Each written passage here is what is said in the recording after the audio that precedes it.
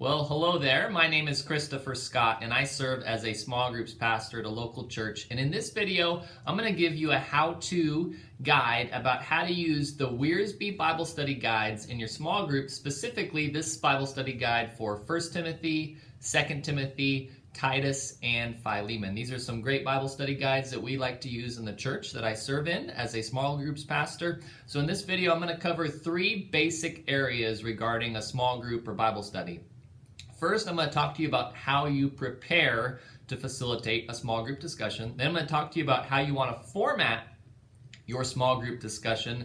And then lastly, I'm going to give you some general facilitator tips about how to facilitate a discussion, and then focus those tips also on how to use these guides as a facilitator. So let's go ahead and get started. And the first thing I want to say is that when you pull out a Bible study guide such as this, a lot of times people will say, oh, well, you're not studying the Bible. You're just, you're studying a book about the Bible. You're doing a book study. Well, no, this is simply a tool with some commentary and questions that guides your discussion and study of the Bible, right? Your group really is studying the Bible.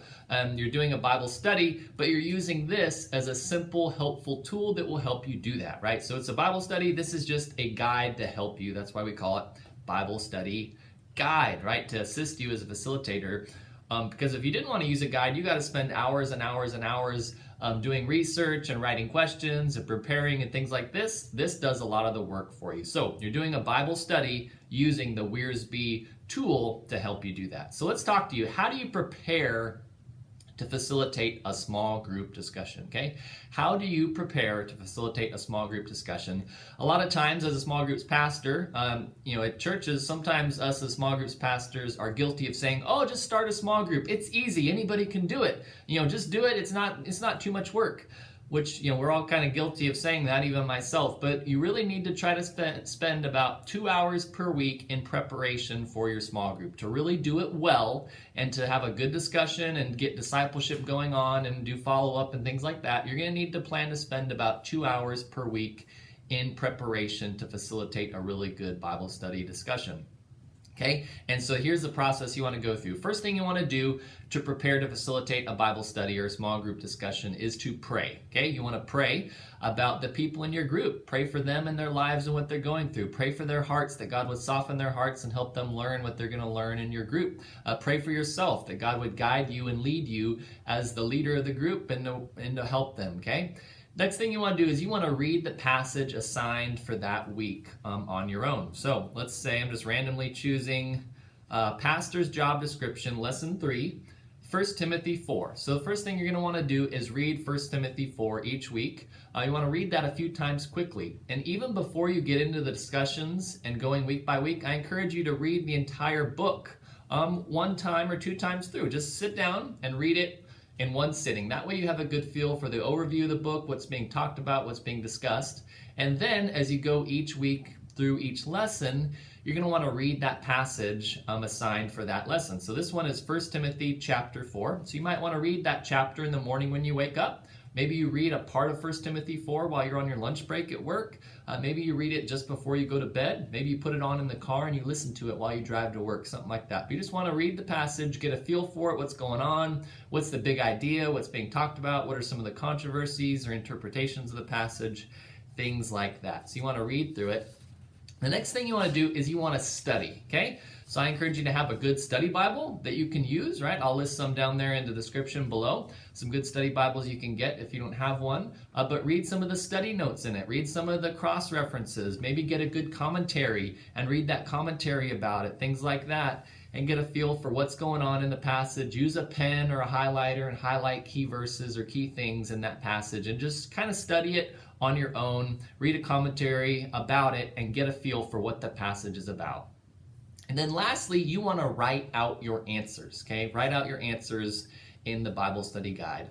Thoughts disentangle themselves through the lips and through the fingertips, right? Chuck Swindoll says that as well as a lot of others, but it's a true statement, right? We got to get our thoughts out of our head either by speaking them aloud or writing them down. And the best way to do it is to write them down because it causes you to slow down think about what you're thinking and to put it in a way you can understand. And there's just something about taking what's in your brain and putting it through your fingertips that helps clarify what's going on inside your brain. Okay, so you want to write those out. Don't worry about proper grammar, punctuation marks, any of that stuff. Just jot them down. For me, I just write it in cursive. I went to school where they still taught kids cursive, so this is me writing out my answers in the study that we're doing right now. So you can see there, I write it down in cursive, so I can't always understand it later on, but I get a gist of what I was thinking going on there. So that's how you want to prepare to facilitate your small group discussion. You want to pray. You want to read the passage quickly just to get an overview.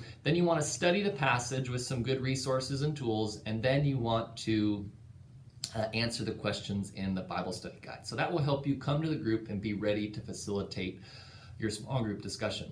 But how do you format your small group Bible study? All right, so we talked about how you prepare. Second thing I want to cover in this video is what are the elements you need to have in place for your Bible study group. You don't just want to show up and kind of wander around. You want to be very specific with what things you want to do, in what order, and what amount of time you want to give for each element, okay?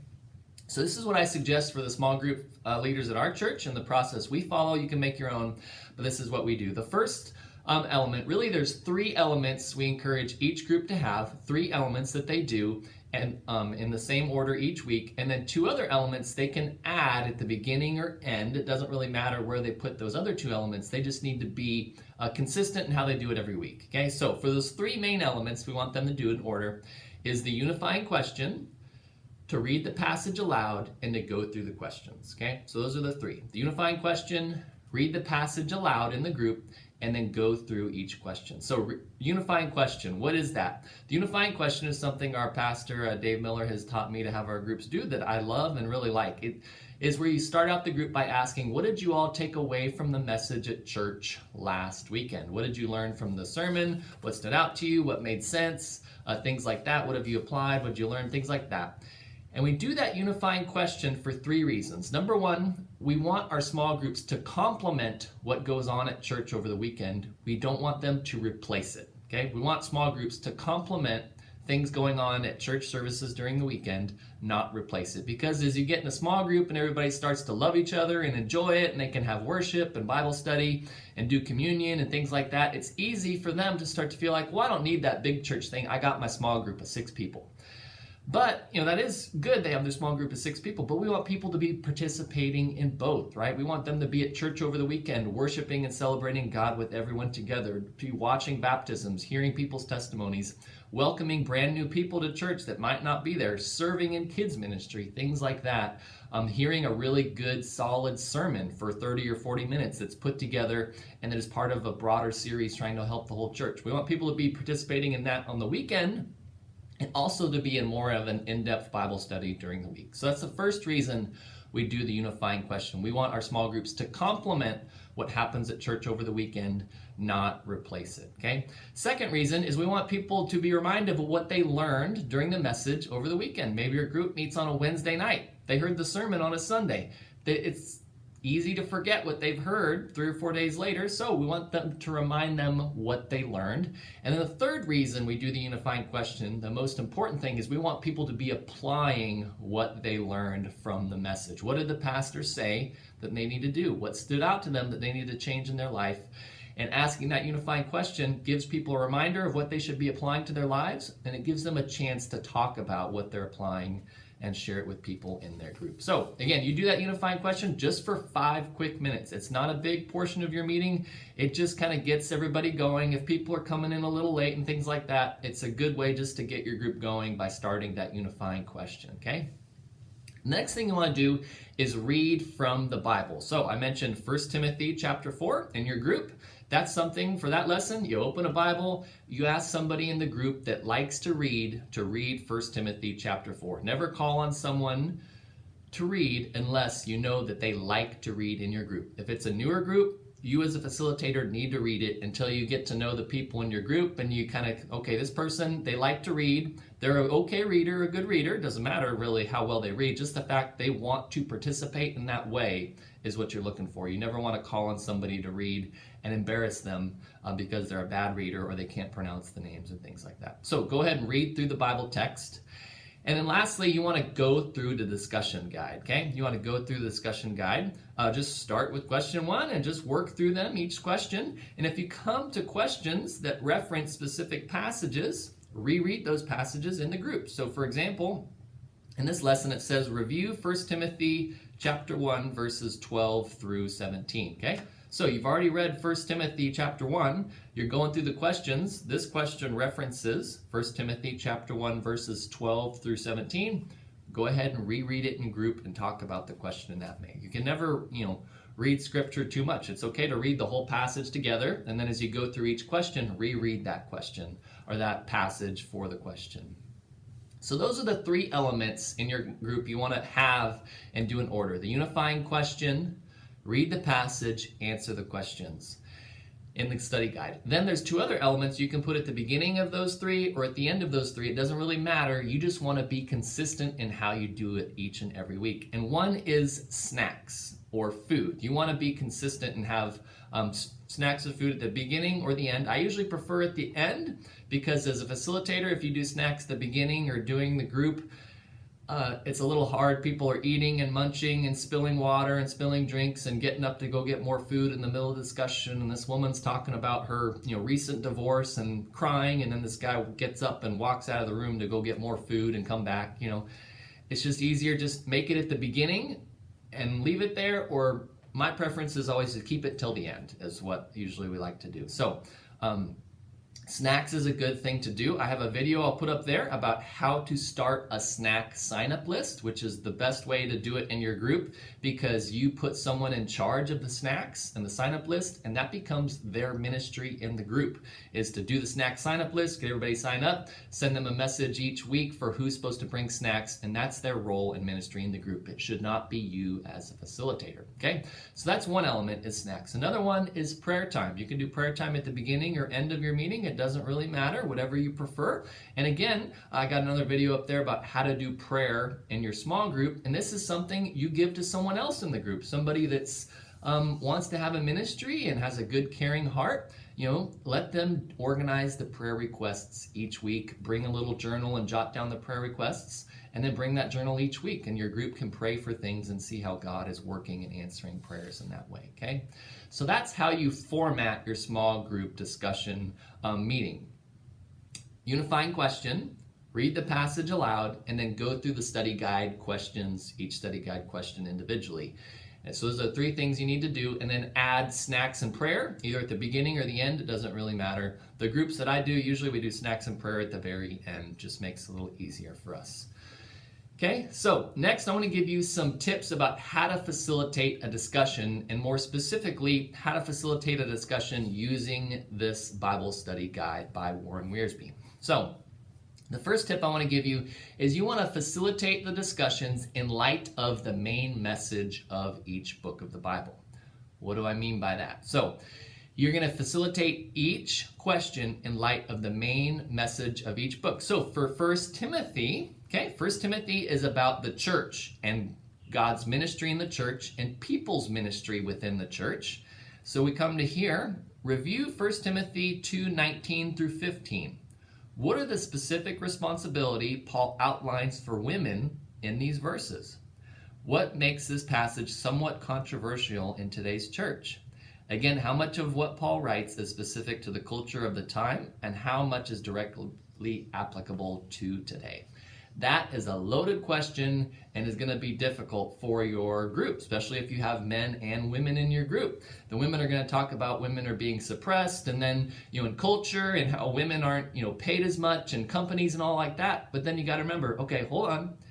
We're facilitating a discussion of 1 Timothy that's talking about the church, not business, not secular culture. It's about how God's people lead and do ministry within the church. Okay, so that's what I mean by you need to facilitate each question in light of the main message of the book. Okay, 1 Timothy isn't talking about culture and business and society as a whole. He's talking about the church. So as a facilitator, that's your role, is to bring people back to, that's a good question, but Timothy's not talking about culture. He's talking really about the church. And I like the Wiersbe Bible Study Guides, because Wiersbe also writes a commentary you can purchase as well. And in there he has an outline of each book of the Bible. And in there it gives you a key theme or key idea for each book. And that's what it says here for Timothy. 1 Timothy, the theme is how to manage the ministry of the local church. So what I like to do is I like to make a photocopy of this. I cut it out nice and small, and then I keep this in front of me as I facilitate the discussion, and I try to facilitate the discussion using that key theme, key idea, and it's got some key verses and outline there. So facilitate each question in light of the main message of the book, okay? So also I want to talk to you about how do you pace your study. The Wiersbe Bible Study Guide, each lesson has 15 questions in each lesson, and that's a lot to go through if you have a shorter group meeting. So there's different ways you can pace your study. So the first thing I want to tell you about pacing your study through those questions is you need to communicate with your group each and every week about what lesson you're in, what passage of the Bible people need to read, and then what questions you're going to go over that week in your study guide.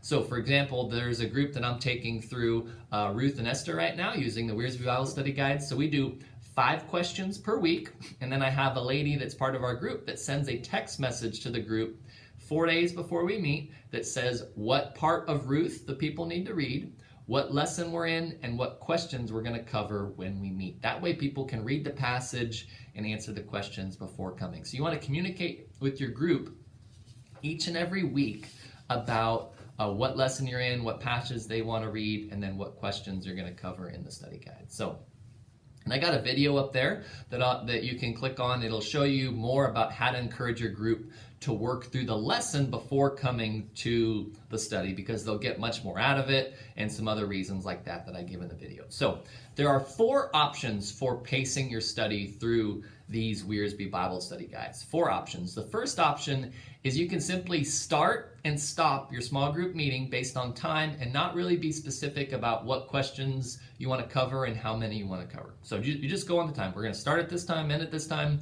We'll cover as many questions as we can. That's one option, and that's what some groups do. A second option is you want to cover 1 lesson per week, which is pretty difficult unless you've got 3 or 4 people in your group and you got a good hour and a half to meet. There's a lot of questions in here, and to do them justice, it's pretty difficult to do that, but you can do 1 lesson per week. That is possible. Another idea is to do 1 lesson over 2 weeks. So 1 week you might do questions 1 through 7. The next week you might do questions 8 through 15. Or you might do the odd questions 1 week, then the next week you do the even questions just to mix it up. Those are some ideas. But you cover 1 lesson over a period of 2 weeks. And a different idea, which is what I'm using right now for our study of Ruth and Esther that I'm going through, because we only meet for 1 hour. It's a Sunday school type of format, discussion-based Sunday school class. So it's kind of both. It's Sunday school, but we do a discussion-based group. So we do 5 questions per week. 1 week we do questions 1 through 5. The next week we do questions 6 through 10. Then the week after that we do questions 11 through 15. Pretty basic, pretty simple, but it gives us plenty of time to go through each question and take our time going through it. So those are the different ways that you can take a group through the Wiersbe Bible Study Guides. Whatever works for you is what you want to follow. Doesn't really matter. And then lastly, there's a bonus lesson I like to make sure we do at the end where it kind of summarizes the whole lesson too. So next I want to talk to you more specifically about the different sections of these lessons, right? I've talked about how each lesson has 15 questions, and those questions are divided up into 5 different areas. Questions 1 and 2 are the getting started section. This is basic observations about the text. It's just getting people into the Bible, reading it and talking about it, and just getting them oriented. That's why it's called Getting Started. Then next is the Going Deeper section, which talks more interpretation issues. So there's going to be some excerpts from Wiersbe's commentary in there. He's going to take you to other parts of Scripture to use that to interpret the passage. That's where you're going to spend most of your time. It's questions 3 through 10 is the Going Deeper section, and is more interpretation-based material. Then questions 11, 12, and 13 are the Looking Inward sections. That's where you start to internalize and personalize what you're reading and how you relate to it. And then question 14 is the most important question of all. It's going forward. It's called the going forward question, where it encourages people in the group to pick 1 or 2 applications they've learned from that lesson and apply it to their lives, and to pick a memory verse and memorize it and be ready to share it when they come back. And then the last question is the seeking help question, question 15, where it encourages people to write a prayer asking the Holy Spirit to help them interpret what they're learning in the group. So that's the different sections and how they're laid out. And as you go through it, the first couple of times, if you've never used a guide like this, it's a little cumbersome, but once you get a feel for the flow and how he outlines it, it'll go smoother for you as you move along. The next tip I want to give you is remember that you facilitate, you don't teach. All right, you got this guide, you have your Bible. Your goal is to get people into the Bible, talking about it, interacting with it, studying it for themselves. You facilitate people talking in the group. You're not the teacher, you're not the sermon giver, you're not the pastor, you're not the counselor. You're just there to get them talking about it. When I facilitate groups right now using the Ruth guide like I shared, there's times I write out my answer. A lot of times I don't even share what I've written because they're talking about it, they're staying on topic, they've answered the question thoroughly, and that really is the goal, is to get them talking about it. So facilitate, don't teach. Another tip I want to give you is that application is more important than completion. Application is more important than completion because that's the goal of Bible study, is to get people's lives changed based on what they're learning and how they're growing. And so I got a video up there that talks more about how to get people applying what they're learning in their group, but that's a principle I want to make sure that I cover with you. Application is more important than completion. And along those lines, another tip is you want to follow up with people when they say they're going to do specific things. They might say, I read this and this stood out to me. I'm going to do this week and change what I'm doing. The next week when they come back, you smile, you gently, kindly, lovingly ask them, hey, last week you said you were going to do this. How did that go? And their eyes might get big. They have not thought about that thing once since last week, but you're there to help them apply it, and you try to encourage them. Well, try it again this week, and let's talk next week. Again, be loving, be kind, don't be legalistic and firm, but you want to hold people accountable to the things they say they're going to apply to their lives. And then lastly, how do you cover the cost of these? At our church, the church usually buys these in bulk, and then we give them to the group leaders, and we ask people in the Bible study groups to give $10 to help cover the cost of the Bible study guides. And so as a small group facilitator, try to collect that money if you can. And then if people show up to your group week after week and they keep forgetting to bring it, don't give them another one. Let them borrow it, maybe for the group meeting, but make sure you get it back. Don't just keep giving them new study guides over and over and over again. So I hope that this has been a helpful video for you as you learn to facilitate a small group Bible study using the Wiersbe Bible Study Guides. If you've never purchased these before, they're available from your local bookstore, or I got links down there to Amazon where you can purchase them. They are affiliate links, so I do get a small commission if you purchase them from Amazon using my links. So just to let you know.